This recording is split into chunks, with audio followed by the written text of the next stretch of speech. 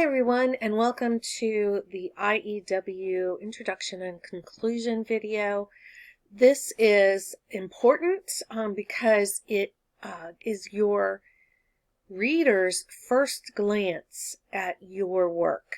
And if it is boring and not eye-catching, then your reader's not going to be very excited about continuing to read through your material. Same with the conclusion. You want to always be introducing something new and exciting because you want your reader to read all the way through. So if you have some tidbit at the end that can still keep their attention, that's a really good thing. Most of the time, up through 6th grade, we just focus on those body paragraphs. And so the intro and conclusions sometimes seem not quite as important, but they are just as important as the rest of the paragraphs. And they should be somewhat lengthy, not a short 1 to 2 sentences. They should be 3, 4, 5 sentences, really good sentences. And I would say with late middle school, definitely you want a little bit longer introduction and conclusion. So I look at it this way. If you had woken up on Christmas Day to a bunch of cardboard boxes that were unwrapped, there may have been some disappointment. For me, part of the fun is unwrapping the gift and seeing what's inside and being surprised. I like gifts that look pretty. I wrap a lot of my Christmas gifts early and keep them under the tree for more decoration. And so a gift that is wrapped well and has a nice bow on it shows your reader that you took the time to actually think about the whole thing. Not just what the gift was in the middle, but the whole thing. The opening, the surprise, the different elements that come up in the intro and conclusion. So think about how you wrap your gift. Is it like this or is it like this? Use that imagery as you're thinking through your introduction and conclusion. So let's talk about it. Your 3-paragraph essay is like that cardboard box. Now it may have an amazing gift on the inside, and that's wonderful. I hope all of you have amazing gifts on the inside. But in order to wrap the gift, you need the introduction paragraph and the conclusion. Please do not just spend a couple minutes on these. Really think about them. So let's start with the introduction. Think about introducing a friend to me. So let's say you have a friend that decides to come to FEC next year, and you want to introduce them to me or to one of your other teachers, and you want us to be impressed. You might want to highlight some things about them. Obviously, you're going to give me their name. You may tell me where they live. So if they lived in my neighborhood, that might be an exciting piece of information for you. Hey, Mrs. Jernigan, this is Julie, and she lives in your neighborhood. So it gives me a little context. You might want to tell me something cool about them. Maybe their name is the same as one of my kids. So maybe you're introducing me to someone named Emily, and you say, hey, Mrs. Jernigan, this is Emily, and she lives in your neighborhood, and her daughter, and she has the same name as your daughter. So something cool about them. Or maybe maybe your friend lived overseas for 10 years. Maybe they got to see a live volcano from several miles away.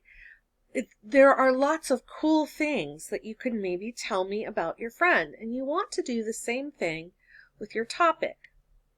Maybe you want to tell me who their parents are.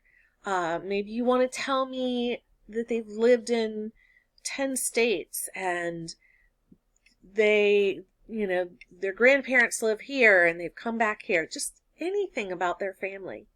Finally, maybe you want to tell me about favorite activities. Maybe they are an incredible artist that has sold their work. Maybe they've written a book. So tell me what their favorite activities are. And it all kind of works within that. What is going to keep my attention? So you want to present some things in your introduction paragraph that are also going to hold my attention, and they're going to make me want to read more. So, I'm moving now from how you've introduced me to your friend to how you're going to introduce me to your paper. So think about what you want to share. Maybe you want to tell me about the upcoming content. Maybe you were so excited about some things you found and you can't wait to tell me. Tell me why this is an important topic.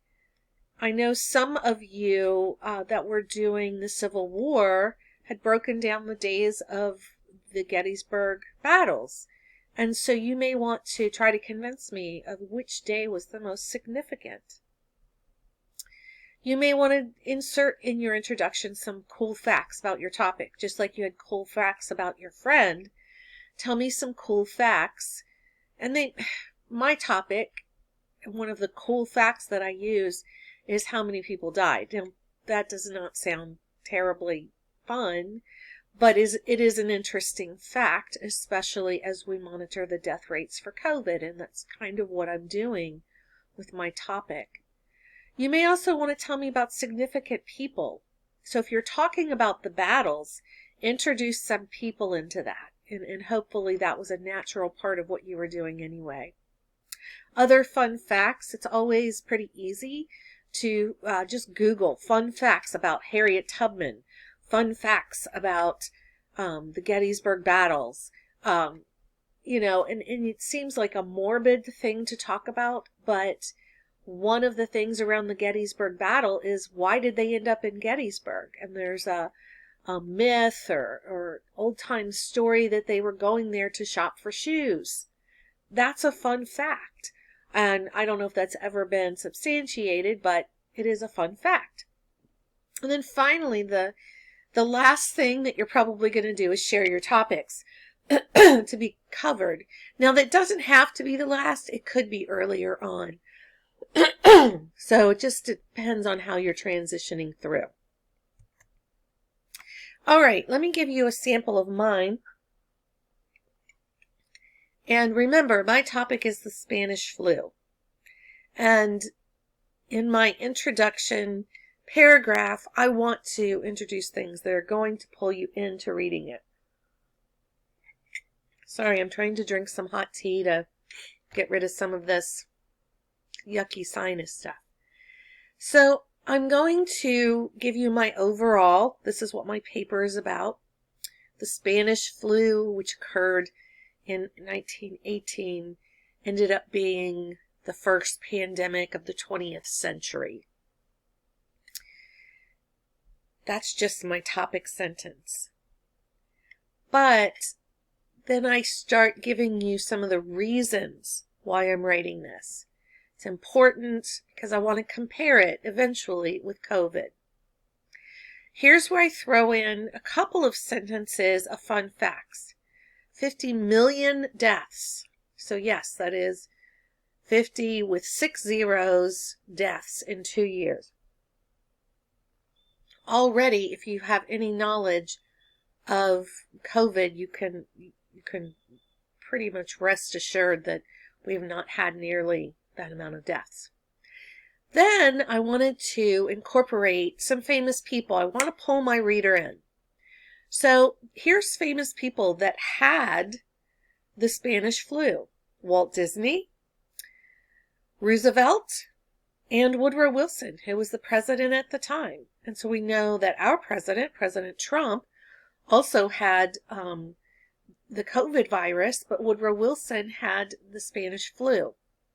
If you know anything about him, he was also not the healthiest man and had a number of health scares in his life. So the fact that he had this and recovered from it, would be a hopeful thing.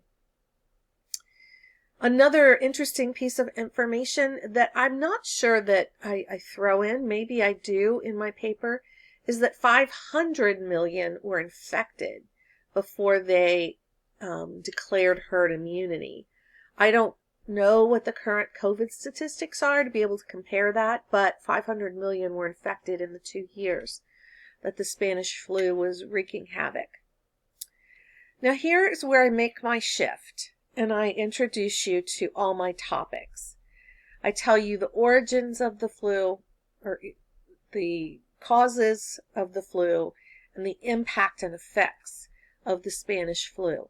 So I pull you in with some of this interesting stuff, and then I move to something like in researching the Spanish flu, it is important to note what the origins of the flu were, what caused the flu to rapidly infect its carriers, and then to discuss the impact and effects that the flu had on the world at that point.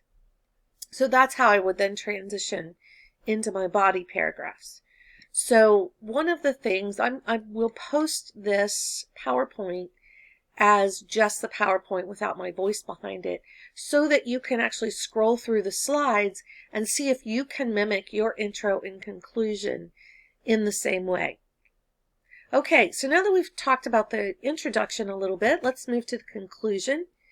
And for me, the conclusion is like the bow that you put on your gift.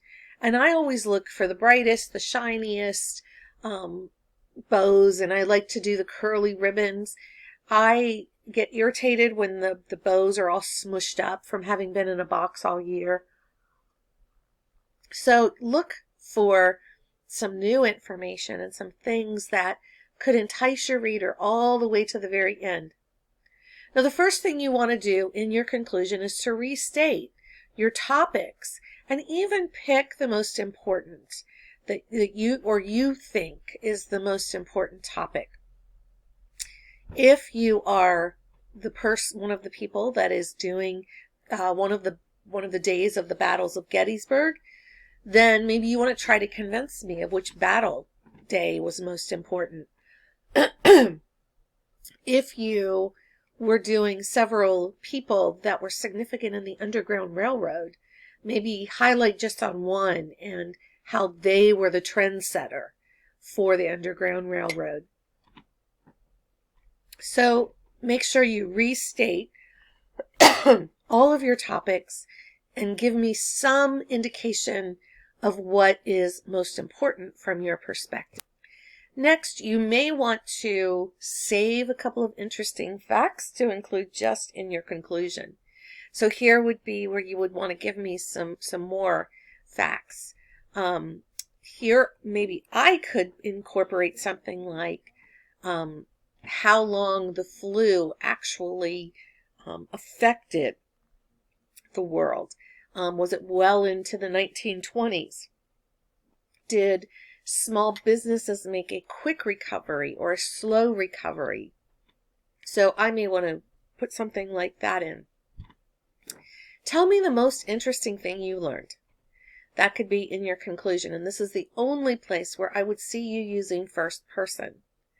You could say something like, and you don't even necessarily have to use first person, but you could say something like, the most interesting piece of information gleaned in this research project was, and then you tell me what it was. You haven't used first person. You've kind of put yourself behind that and are telling me in a neutral way what you learned.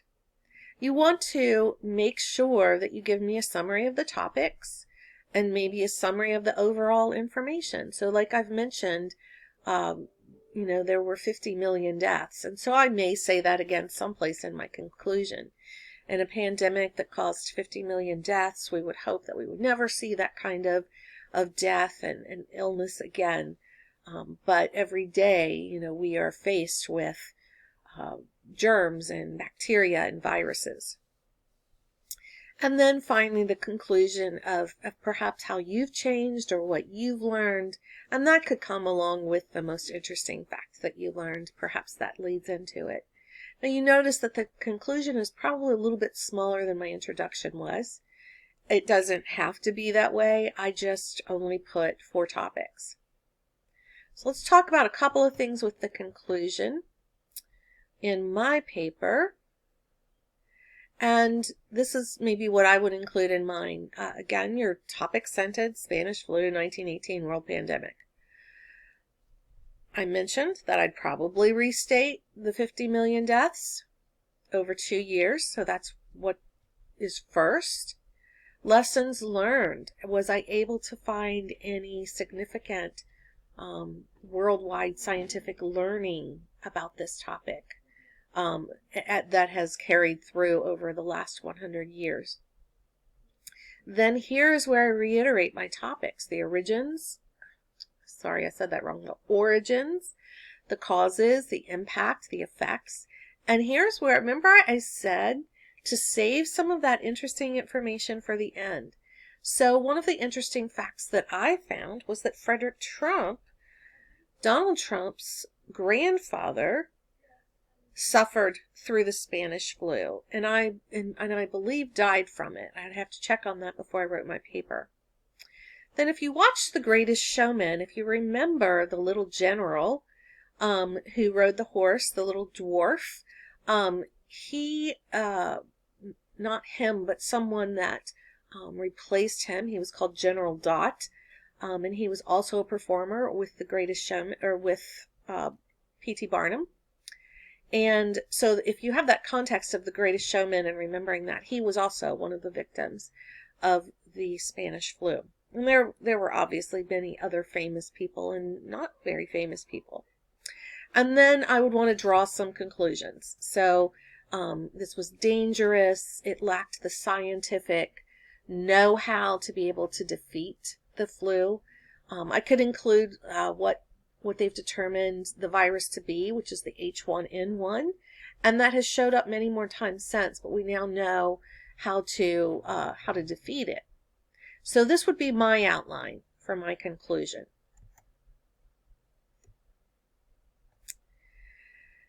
Just a couple of things on both the intro and conclusion. They are going to mimic the topic and clincher of each individual body paragraph. Remember, we've talked about topic. You have a topic sentence, and then you clinch it at the end. It's the same thing with your intro and conclusion. The introduction is like the topic sentence. The conclusion is like the clincher. It's just a paragraph now instead of just one sentence. You need to spend just as much time on these as you've spent on your body paragraphs, because you're still looking for pertinent information to include. Look for facts and quotes that could go in these paragraphs.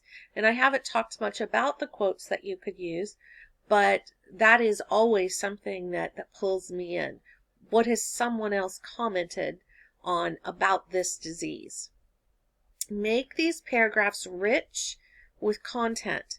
They're not just these little, oh, I forgot to write my intro and conclusion, and I'm going to write it real quick before I get to class. No, that's not going to work, and you need to spend significant time on these. A few more things. Your intro and conclusion need to be at least 5 sentences, is my recommendation. Use intro to provide a good transition to body paragraphs, and use conclusion to sum everything up. Have a fact or quote that you didn't get to use it in one of these paragraphs. And finally, the question, which one of these is your gift? I hope that it's this one right here and not this one. I want to see it wrapped with the bow around the top, and I want those paragraphs done just as well and just as creatively as your other paragraphs. So you have been assigned some homework to not only watch the video, but also to work on the outlines for your introduction and conclusion paragraphs. And so if you need the PowerPoint to kind of walk you through them, that is posted on Sycamore under the documents. And so you can grab that and use it as you write your paragraphs. And I will plan to see you later in the week.